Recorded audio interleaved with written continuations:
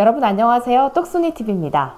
정부가 발표한 제3차 기초생활보장 종합계획이 올해 1월 1일부터 적용됩니다. 특히 여러분 궁금해하신 내용 중에 올해 생계급여 얼마나 오르는지, 그리고 수급자 대상은 어떻게 또 확대가 되는지 복잡한 내용들이 많은데요. 일목요연하게 간단하게 바뀌는 부분 정리해서 설명드릴 테니까 오늘 영상도 끝까지 봐주세요.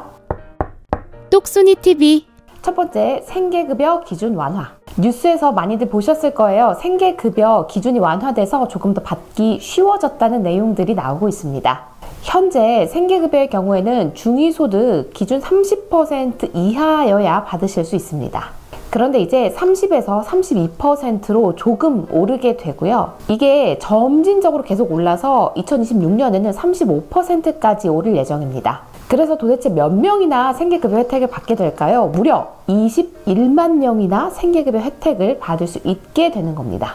만약에 올해 1, 2% 차이로 정말 아깝게 탈락하신 분들은요, 내년 그리고 내후년에 이 기준이 계속 바뀌니까 포기하지 마시고 계속 신청해 보시는 걸 추천드립니다. 자, 그럼 생계급여 내가 진짜 받을 수 있는 금액은 얼마일까요? 4인 가구 같은 경우에는 183만 원까지 받으실 수 있고요.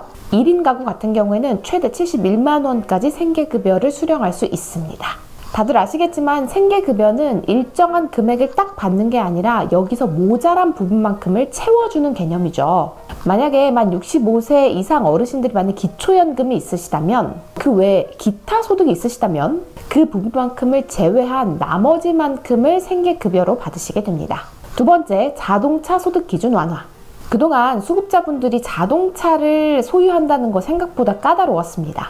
그런데 이제 자동차가 더 이상 사치품이 아니라 필수품이 됐기 때문에 정부에서도 수급자가 자동차를 소유할 수 있는 기준을 조금 더 현실적으로 맞게 바꿨다고 합니다. 이 내용 자세하게 살펴볼게요. 첫 번째로는 생업용 자동차의 월 소득 환산율이 변경됩니다. 즉, 내가 생업용으로 쓰는 자동차는 재산으로 보지 않겠다는 거죠.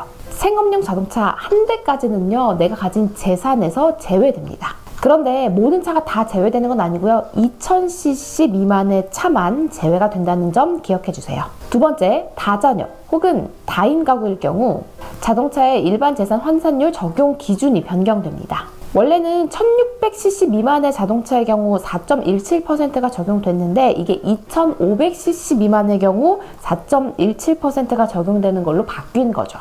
대신에 차량가액은 500만 원 미만이어야 되고요. 승합차에 대한 기준도 500만 원 미만으로 기준이 변경됐습니다. 그리고 설명드린 것처럼 자동차 재산 기준이 좀 완화됐기 때문에 예전에는 자동차 하나 갖고 있어서 수급자에서 탈락되신 분들, 자, 이분들도 올해부터는 수급자 선정이 가능하게 되겠죠. 그래서 수급자분들도 좀 늘어날 전망입니다.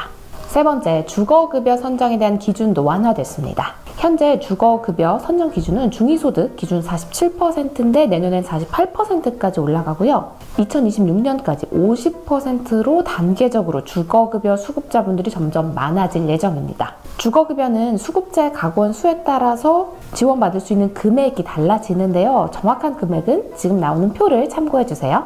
내용을 보면요, 서울 지역같이 1급지 같은 경우에 4인 가구 최대 52만 7천 원까지 지원이 되고요. 경기, 인천 같은 2급지는 4인 가구 기준 41만 4천 원입니다. 하지만 요즘 집값 오르면서 전세, 월세 다 같이 올라버렸잖아요. 솔직히 이렇게 1% 정도 이렇게 작게 올려줘서는 정말 현실적으로 생활에 도움이 될 수 있을지는 좀 의문입니다. 네 번째, 의료급여입니다. 의료급여는요, 수급 가구에 대한 부양 의무자 기준을 단계적으로 완화할 예정이라고 합니다. 의료급여 같은 경우에는 급여 대상 의료비 중에서 수급자 본인 부담 금액을 제외하고 그 남은 전액을 지급하는 제도죠. 의료급여 수급자의 그 본인 부담 기준은 지금 나오는 표를 참고해 주세요. 의료급여 같은 경우에는 가장 반가워하는 소식이 부양 의무자 기준 완화일 겁니다. 현재는요, 월 소득이 120만 원인 중증 장애인이 그 의료급여의 수급 자격을 충족한다고 하더라도요, 그럼에도 부양 의무자인 부모의 월 소득이 290만 원을 초과할 경우에는 의료급여를 받지 못하는 상황입니다. 그런데 2024년인 올해부터는 이 부양 의무자 기준을 적용받지 않게 되죠. 그래서 내가 월 120만 원을 받는 중증 장애인이라고 하더라도 의료급여를 받을 수 있게 되는 겁니다. 오늘은 기초생활수급자에 대해서 바뀌는 내용들 다시 한번 짚어봤습니다.